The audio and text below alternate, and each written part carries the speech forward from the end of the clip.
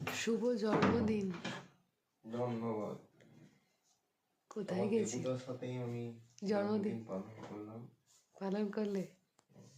আমাকে গিফট দিয়েছে। কি গিফটটা দেখিয়ে দাও সবাইকে দেখি। শুভ জন্মদিনের।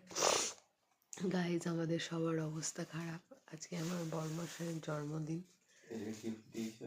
গিফট হচ্ছে ডাক্তার দেখাতে গেছিল, ঠিক আছে? আর এই যে হচ্ছে গিফট। রাত্রির 1টা বেজে গেছে, 10টা 10-এ গেছিল, রাত 1টা বেজে গেছে ডাক্তার দেখিয়ে আসতে আসতে।